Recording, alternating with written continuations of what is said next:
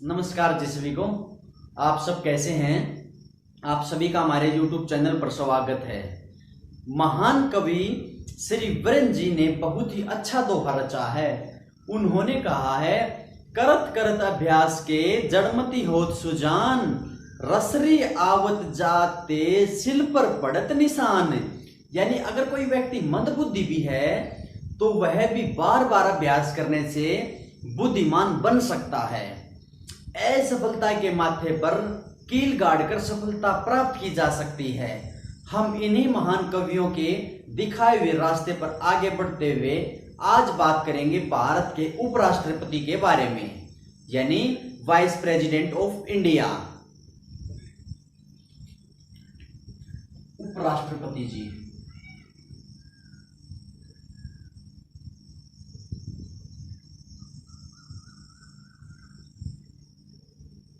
देखो, उपराष्ट्रपति जी अगर हम वरीयता क्रम के अनुसार बात करें, हायरार्की के अनुसार देखें तो उपराष्ट्रपति का पद हमारे देश में दूसरा सबसे बड़ा पद है, यानी दूसरा सबसे सर्वोच्च पद माना जाता है। पहला राष्ट्रपति जी का होता है और दूसरा उपराष्ट्रपति जी का, और तीसरे की अगर हम बात करें तो वो प्रधानमंत्री जी का होता है, दूसरा सर्वोच्च पद।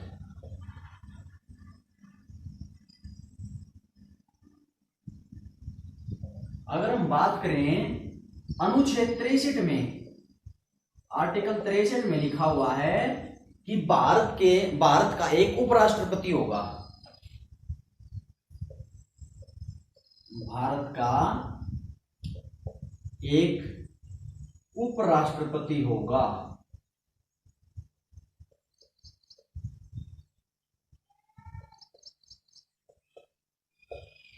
हम अगर इस पद की बात करें तो राष्ट्रपति की तरह ये पद भी हमने कहां से लिया है? संयुक्त राज्य अमेरिका से लिया है। ये लिया है हमें अमेरिकी संविधान से। और राष्ट्रपति का भी हमने कहां से लिया था? राष्ट्रपति का भी हमने संयुक्त राज्य अमेरिका से ही लिया था। एक ट्रिक के माध्यम से हम इसके भी आर्टिकल्स को याद करेंगे, लेकिन उससे पहले हम जान लेते हैं कि जो उपराष्ट्रपति होते हैं हमारे, उनकी योग्यता क्या होती है, क्वालिफिकेशन।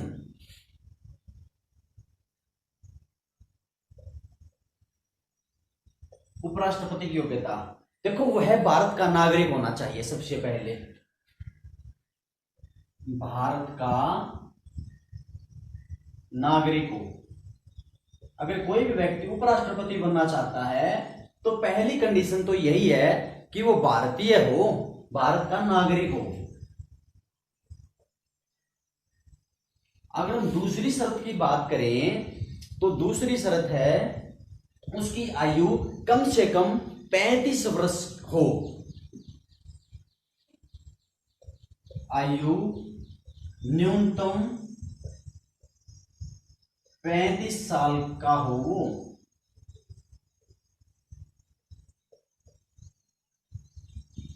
आयु कम से कम कितनी हो? 35 वर्ष हो। वह पागल या दिवालिया न हो, वह किसी लाभ के पद पर न हो, लाभ के पद पर न हो। हम राष्ट्रपति को पढ़ रहे थे जब हमने जाना था कि कौन कौन से पद लाभ के पद के अंदर हैं। वैसे तो बहुत सारे पद होते हैं लाभ के अंदर जो नहीं है, लेकिन उपराष्ट्रपति, राष्ट्रपति, राज्यपाल और केंद्र या राज्य सरकार में जो मंत्री होते हैं उनके पद लाभ के पद के अंदर नहीं गिने जाते। अगर हम फोर्थ की बात करें तो राज्यसभा का सदस्य बनने की योग्यता रखता हो। राज्यसभा का सदस्य बनने की योग्यता हो उसके पास, यानी वो राज्यसभा का सदस्य नहीं होना चाहिए, बल्कि राज्यसभा जो सदस्य होते हैं या राज्यसभा के जो सांसद होते हैं वो बनने की उसके पास योग्यता होनी चाहिए। तो ये है उपराष्ट्रपति जी की योग्यताओं के संदर्भ में जानकारियां। कोई व्यक्ति भारत का नागरिक हो, उसकी आयु कम से कम 35 वर्ष हो, किसी लाभ के पद पर न हो और राज्यसभा का सदस्य बनने की योग्यता रखता हो। उसके बाद हम एक कोड के बारे में जान लेते हैं, एक ट्रिक के बारे में जान लेते हैं। उससे कुछ आर्टिकल्स हमारे याद हो जाएंगे उपराष्ट्रपति के संबंध में। देखो वो ट्रिक क्या है।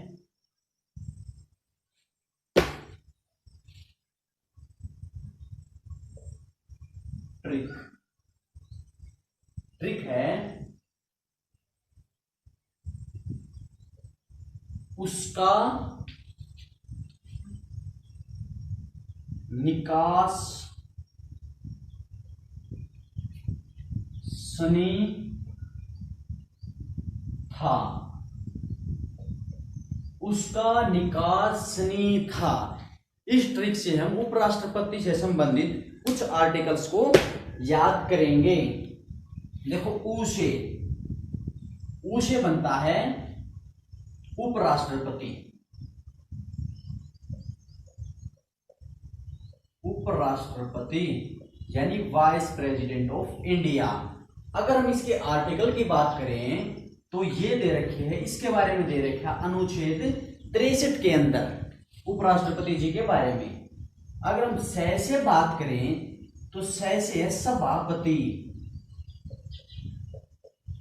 सभापति और सभापति को दे रखा हमने 64 आर्टिकल में। देखो हम उपराष्ट्रपति के जब कार्य शक्तियों के बारे में बात करेंगे तो उपराष्ट्रपति के मुख्यतः दो ही कार्य होते हैं। एक तो वो राज्यसभा के पदेन सभापति होते हैं और दूसरा वो कार्यवाहक राष्ट्रपति के रूप में भी कार्य करते हैं। तो ये वही पदेन सभापति हैं। तो इसके बारे में दे रखा है आर्टिकल 64 में। अगर हम का से कोड के बारे में देखो तो जो का है हमारा, वो जो ट्रिक में हमारा का है वो क्या बताता है, तो का बताता है कार्यवाहक राष्ट्रपति। यानी जब राष्ट्रपति नहीं होते उस पद पर तो हमारे जो उपराष्ट्रपति जी हैं वो कार्यवाहक राष्ट्रपति के रूप में कार्य करते हैं। तो का से है कार्यवाहक राष्ट्रपति।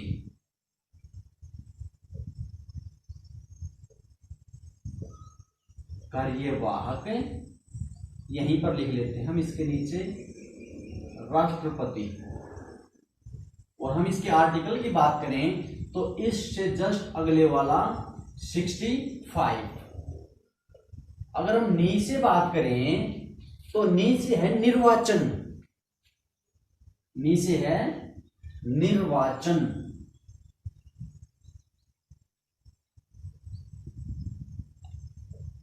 हम उसके निर्वाचन पत्ती पे भी बात करेंगे और निर्वाचन है आर्टिकल 66 में। उसके बाद है का से है कार्यकाल के बारे में। का से कार्यकाल, हम यहां पे लिख लेते हैं इसको, का से कार्यकाल।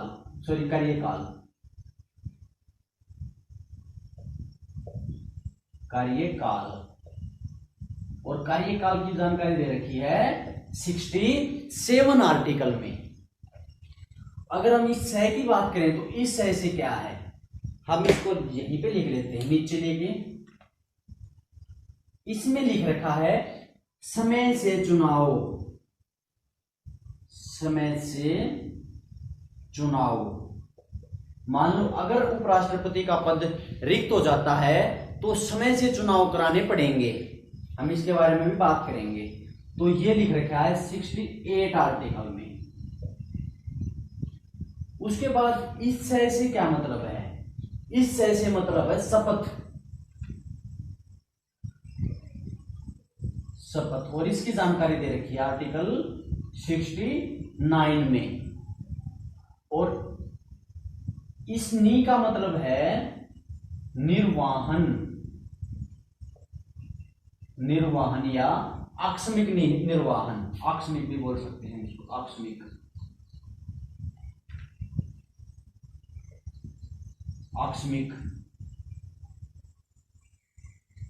आकस्मिक निर्वाहन। और इसकी जानकारी दे रखी है आर्टिकल 70 में। देखो 61 तक हमने राष्ट्रपति के बारे में पढ़ा था, तब जान लिया था हमने, 61 आर्टिकल के बारे में पढ़ लिया था। और 62 में दे रखा है कि जब राष्ट्रपति के जो रिक्ति होती है तो उसके समय जो समयावधि होती है उस समयावधि को भरना, तो वो जानकारी दे रखी है उसके संबंध में आर्टिकल 62 में। और अगर हम 63 की बात करें तो 63 आर्टिकल में है भारतीय उपराष्ट्रपति के बारे में, 64 में है सभापति के बारे में, और 65 में कार्यवाहक राष्ट्रपति, 66 में निर्वाचन, 67 में अगर बात करें तो उपराष्ट्रपति जी का कार्यकाल है 67 में, 68 में है समय से चुनाव कराए जाएंगे उपराष्ट्रपति के, और 69 में है उनकी शपथ से संबंधित, और 70 आर्टिकल में है निर्वाहन एवं आकस्मिक के बारे में। हमने हमारे संविधान के 70 आर्टिकल याद कर लिए हैं, तो आप इस बात को ध्यान रखना। तो ये कुछ आर्टिकल उपराष्ट्रपति से संबंधित, ये हिस्ट्री के माध्यम से हमने याद किए। उसका निकास सनी था देखिए जो था है वो साइलेंट है, उसका कोई भी रोल नहीं है, हमने जस्ट अपना एक वाक्य बनाने के लिए उसका प्रयोग किया है, तो ये आप ध्यान रख सकते हैं। हमने इसकी राष्ट्रपति जी की योग्यताओं के बारे में बात की अभी, अब हम बात करेंगे उसका जो निर्वाचन होता है, वो निर्वाचन कैसे होता है, उसकी क्या प्रक्रिया होती है। तो उपराष्ट्रपति जी का निर्वाचन,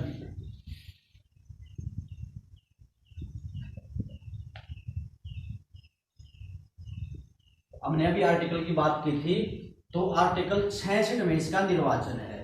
देखो हम ट्रिक के माध्यम से याद करेंगे, 66 और छाटना एक जैसे है ना, 66 भी और छाटना भी, यानी बहुत सारे व्यक्ति हैं उनमें से कोई एक व्यक्ति छाटना है, तो 66 और छाटना शब्दों का समान उच्चारण, यानी होमोफोन्स के जरिए आप आर्टिकल्स को पकड़िए। आर्टिकल्स में कोई भी एक ऐसा वर्ड होता है जिसके माध्यम से आप उसके को कीवर्ड में चेंज करके उसकी जो भाषा है उसको पकड़ सकते हैं। तो अनुच्छेद 66 और छाटना, यानी उपराष्ट्रपति को छाटा जाएगा, छाटना, तो इसकी जानकारी दे रखी है अनुच्छेद 66 में। देखिए इसमें क्या दे रखा है, इसमें बता रखा है कि जो उपराष्ट्रपति जी हैं उनका जो चुनाव होगा वो होगा जो हमारे लोकसभा और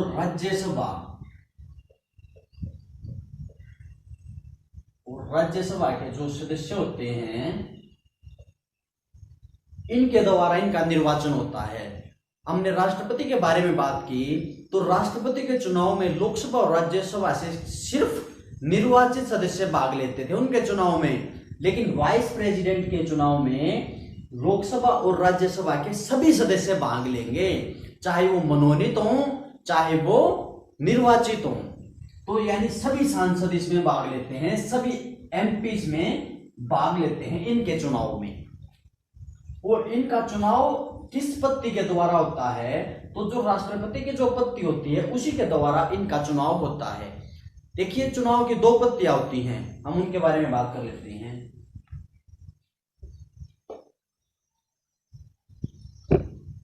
अगर हम पत्तियों के बारे में बात करें तो प्रथम पत्ती होती है अगर्ता ही विजेता, अगर्ता ही विजेता, फर्स्ट पास्ट द पोस्ट, यानी जिसको ज्यादा वोट मिलेंगे वो चुनाव जीत जाएगा। हमारे जो जैसे सरपंच हैं, हमारे एमएलए हैं, हमारे एमपी हैं, तो इनका चुनाव इसी पत्ती से द्वारा होता है। एमपी हैं, एमएलए हैं, आप इनसे याद रख सकते हैं, अगर्ता ही विजेता। और दूसरी पत्ती होती है एकल संक्रमणीय, एकल संक्रमणीय आनुपातिक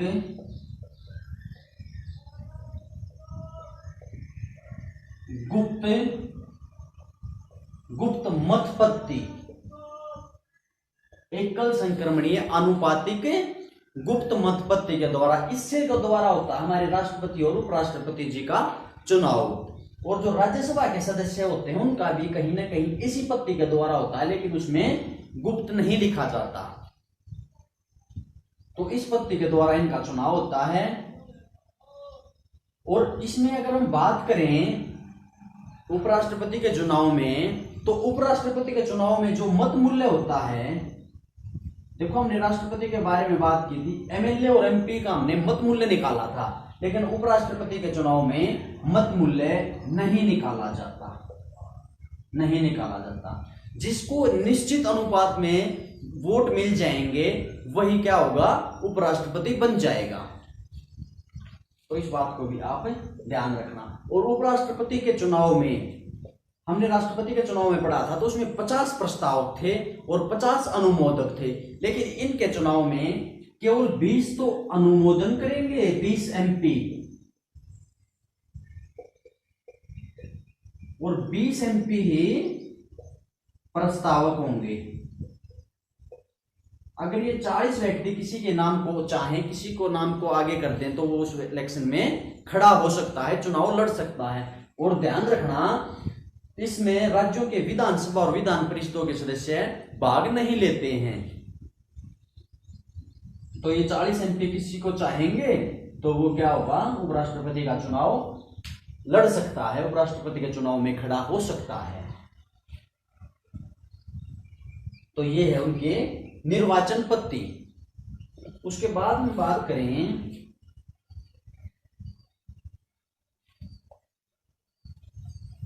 जमानत की। उपराष्ट्रपति के चुनाव में लड़ने के लिए कितनी जमानत राशि निर्धारित की जाती है? तो अगर हम जमानत राशि की बात करें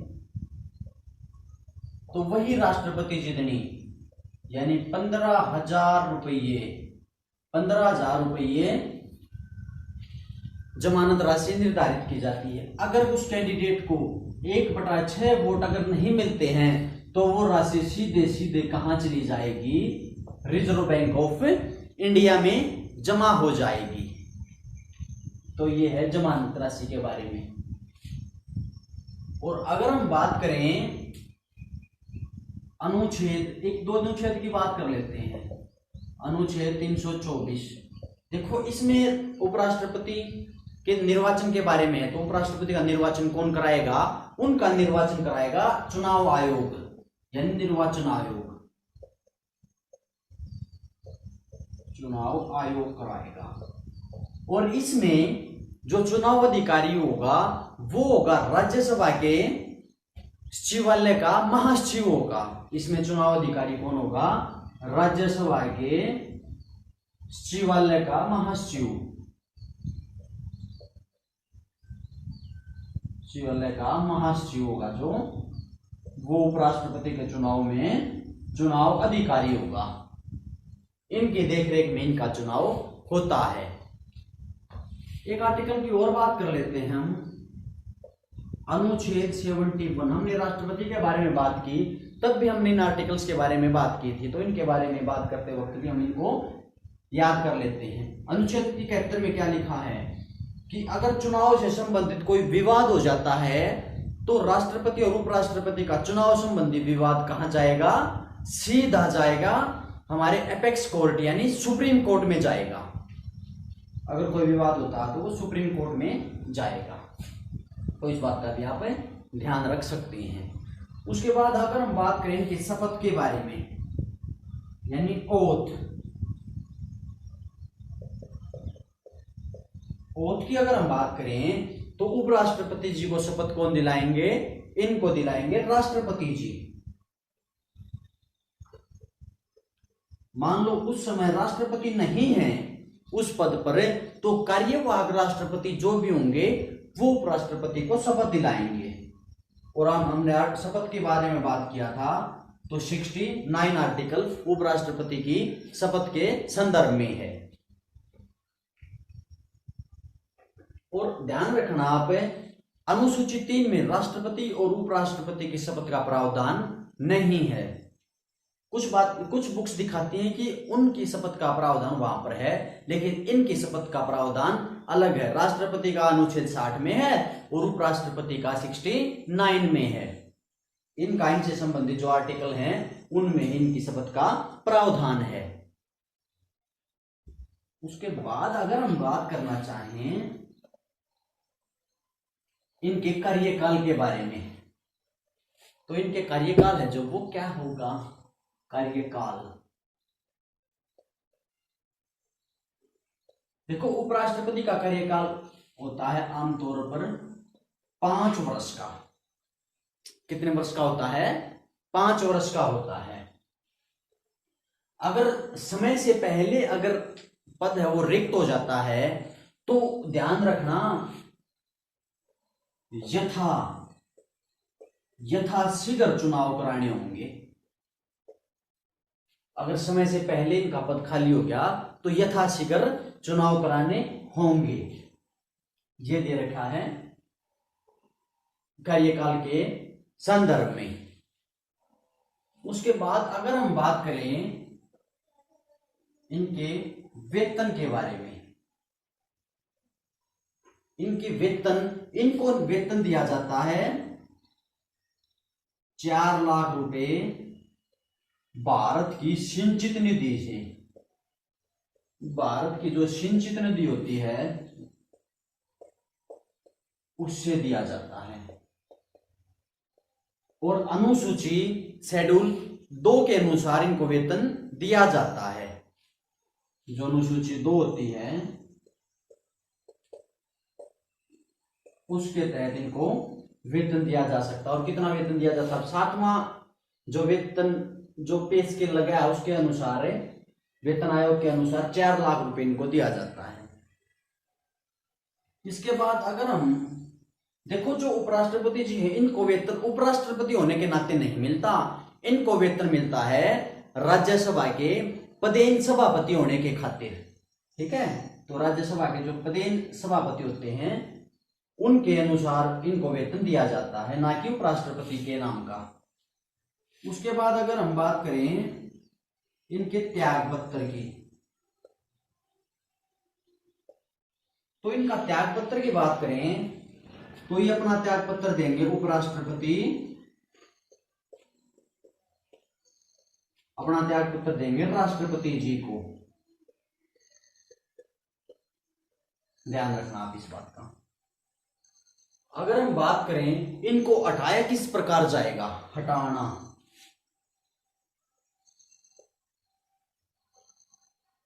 तो इनको हटाया जाएगा।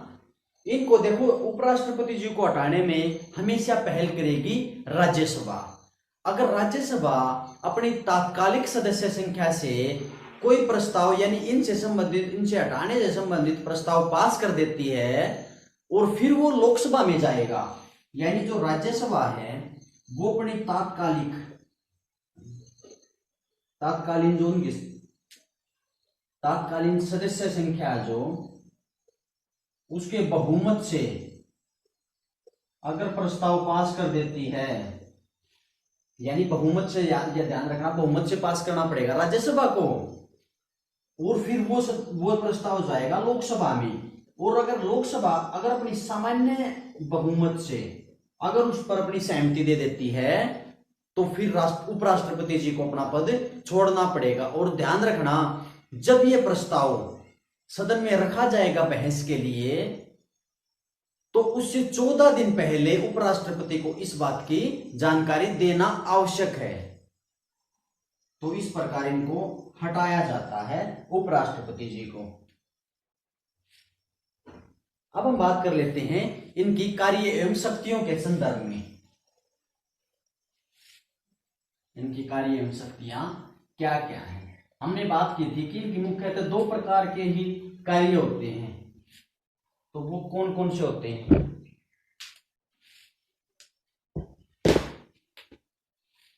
कार्य एवं शक्तियां।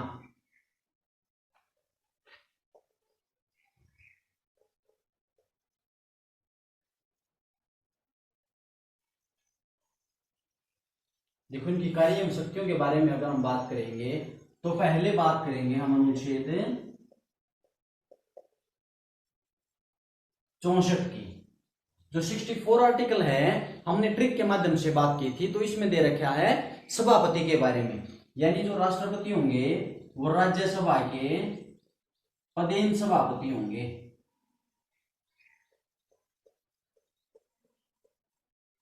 पदेन सभापति होते हैं। तो आर्टिकल 64 इस बात की जानकारी देता है। तो ये जो पदेन सभापति होते हैं हमारे उपराष्ट्रपति जी, जब ये राज्यसभा में बैठते हैं और मान लो अगर किसी प्रस्ताव पर पक्ष और विपक्ष के बराबर वोट आ जाते हैं तो इनको निर्णायक वोट देने का अधिकार होता है, यानी निर्णायक मत ये दे सकते हैं। निर्णायक मत देने का इनके पास पूर्ण अधिकार है। उसके बाद अगर हम बात करें, अगर मान लो उपराष्ट्रपति को हटाने के लिए कोई प्रस्ताव लाया जा रहा है तो उस पर क्या उपराष्ट्रपति अपना मत दे सकते हैं? तो उस पर उपराष्ट्रपति अपना मत नहीं दे सकते, क्योंकि उस समय इनकी जो कुर्सी है उस पर बैठे मिलेंगे राज्यसभा के उपसभापति। तो उस समय उपसभापति अपना निर्णायक मत दे सकते हैं। तो इस बात को भी आप ध्यान रख सकते हैं। अगर हम इसके बाद बात करें आर्टिकल 65 की, तो इसमें लिखा हुआ है कार्यवाहक राष्ट्रपति। जो उपराष्ट्रपति हैं, जब राष्ट्रपति की कुर्सी खाली हो जाती है तो हमारे उपराष्ट्रपति कार्यवाहक राष्ट्रपति के रूप में कार्य करते हैं और 6 महीने तक ये कार्य कर सकते हैं राष्ट्रपति की कुर्सी पर जाकर। और इनको वो सभी सुख सुविधाएं, पैसे, वेतन भत्ते सभी एक राष्ट्रपति को जितने मिलते हैं वही इनको मिलेंगे। तो ये कार्यवाहक राष्ट्रपति के रूप में 6 महीने तक कार्य कर सकते हैं। और एक दो बार ऐसा हुआ भी है। एक बार तो 1969 में क्या हुआ था, देखो, अगर हमारी संसद ने कानून बना रखा है, अगर मान लो राष्ट्रपति और उपराष्ट्रपति का पद खाली है तो सुप्रीम कोर्ट के मुख्य न्यायाधीश हमारे कार्यवाहक राष्ट्रपति होते हैं। मान लो खुदा ने खास्ता हमारे सुप्रीम कोर्ट के मुख्य न्यायाधीश भी नहीं है उस कुर्सी पर, तो हमारे सुप्रीम कोर्ट के जो वरिष्ठतम न्यायाधीश होंगे वो हमारे कार्यवाहक राष्ट्रपति होंगे। और ये हमारे संविधान में नहीं लिखा हुआ है, हमारी संसद ने 1969 में राष्ट्रपति उत्तराधिकारी कानून बना रखा है कि अगर राष्ट्रपति नहीं है तो उपराष्ट्रपति, वो भी नहीं है तो सुप्रीम कोर्ट के मुख्य न्यायाधीश, अगर वो भी नहीं है तो जो वरिष्ठ न्यायाधीश हैं वो कार्यवाहक राष्ट्रपति बन सकते हैं। 1969 में हुआ था। उस समय बीबी गिरी हमारे उपराष्ट्रपति थे, फिर ये कार्यवाहक राष्ट्रपति बन जाते हैं। इन्होंने फिर उपराष्ट्रपति पद से इस्तीफा दे देते हैं। तो हमारे सुप्रीम कोर्ट के मुख्य न्यायाधीश थे मोहम्मद हिदायतुल्लाह। मोहम्मद हिदायतुल्लाह जी हमारे कार्यवाहक राष्ट्रपति बनते हैं। हिदायतुल्लाह। एक 1977 में जो बिड्डी जत्ती होते हैं, ये उपराष्ट्रपति हैं, ये भी उस समय कार्यवाहक राष्ट्रपति बन जाते हैं, क्योंकि हमारे जो राष्ट्रपति थे फखरुद्दीन, उनकी मृत्यु हो जाती है। फखरुद्दीन अली अहमद को, तो उनकी मृत्यु के बाद बिड्डी जत्ती हमारे कार्यवाहक राष्ट्रपति बनते हैं। तो उस समय ये थे उपराष्ट्रपति जी।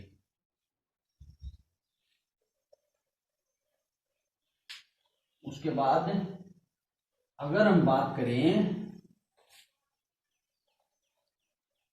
उपराष्ट्रपति के संबंध में, देखिए जो हमारे ये सभापति जी होते हैं, यानी जो हमारे उपराष्ट्रपति होते हैं, राज्यसभा के जो पदेन सभापति होते हैं, ये अगर राज्यसभा में अगर कोरम पूरा कंप्लीट नहीं होता, कोरम की व्यवस्था दे रखी है हमारे अनुच्छेद 100 में, उसके बारे में भी हम बात करेंगे। आर्टिकल 100 है जो वो बताता है सदनों में जो गणपूर्ति होती है, यानी जो कोरम होता है वो कितना होता है।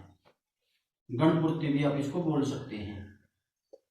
देखो 1/10 होता है हमारा कोरम। अगर राज्यसभा में 1/10 सदस्य अगर मौजूद नहीं हैं तो हमारे जो सभापति जी हैं, पदेन सभापति हैं वो क्या करेंगे, बैठक को पोस्टपोन कर देंगे, स्थगित कर देंगे। 250 सदस्य होते हैं हमारे यहाँ पर राज्यसभा में मैक्सिमम। अगर 1/10 मान लो अगर 25 सदस्य उस सदन में नहीं बैठे हैं तो उपराष्ट्रपति यानी हमारे जो पदेन सभापति हैं वो क्या करेंगे, बैठक को स्थगित कर देंगे। तो इस बात का भी आप ध्यान रख सकते हैं।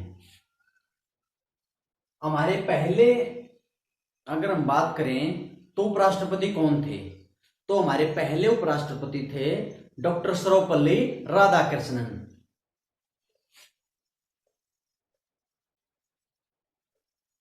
प्रथम वाइस प्रेसिडेंट कौन थे, डॉक्टर सर्वपल्ली राधाकृष्णन। और ये ध्यान रखना ये 1952 से लेकर 1962 तक यानी 2 टर्म वाइस प्रेसिडेंट रहे हैं। 2 कार्यकालों के लिए ये भारत के उपराष्ट्रपति रहे हैं और यही हमारे पहले क्या थे, उपराष्ट्रपति जी थे। वैसे 2 बार हामिद जो अंसारी हैं, हामिद अंसारी, ये भी 2 बार उपराष्ट्रपति रह चुके हैं। और ये कब से कब तक रहे हैं, ये रहे हैं 2007 से लेकर 2017 तक। फिर अगर हम बात करें तो पहले अल्पसंख्यक या मुस्लिम उपराष्ट्रपति कौन थे, मुस्लिम अल्पसंख्यक। अगर हम मुस्लिम अल्पसंख्यक पहले उपराष्ट्रपति की बात करें तो वो थे डॉक्टर जाकिर हुसैन जी, जाकिर हुसैन। ये कब बने थे, ये बने थे ठीक सर्वपल्ली राधाकृष्णन जी के बाद 1962 से लेकर 1967 तक। अगर हम पद पर जिनकी उपराष्ट्रपति जी जिनकी मृत्यु होगी तो वो कौन थे, पद पर रहते हुए मृत्यु हो गई थी कृष्णकांत शर्मा जी की। इनकी पद पर रहते हुए मृत्यु हो गई थी लगभग 1997 से लेकर 2002 तक इनका कार्यकाल था। और अगर हम बात करें हमारे 3 उपराष्ट्रपति ऐसे थे जो निर्विरोध चुने गए थे, वो कौन कौन से थे, तो वो एक तो यही थे हमारे डॉक्टर सर्वपल्ली राधाकृष्णन जी, सर्वपल्ली राधाकृष्णन। और दूसरे थे हमारे अगर हम बात करें तो मोहम्मद हिदायतुल्लाह, मोहम्मद हिदायतुल्लाह।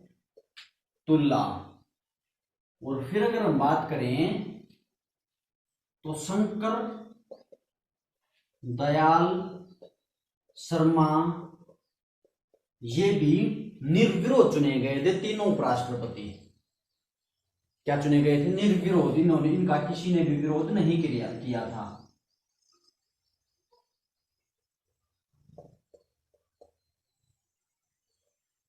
निर्विरोध चुने गए थे। तो आप इन बातों का भी ध्यान रखना। और अब हमारे अगर हम उपराष्ट्रपति की बात करें, वाइस प्रेसिडेंट कौन है, तो अब हमारे हैं वेंकैया नायडू जी, वेंकैया नायडू। और ये कहां से आते हैं, ये आंध्र प्रदेश से आते हैं, ये केंद्रीय मंत्री भी थे। तो आज हमने बात की भारत के उपराष्ट्रपति के संदर्भ में। आप सभी का हमसे जुड़ने के लिए बहुत बहुत धन्यवाद। Thank you so much.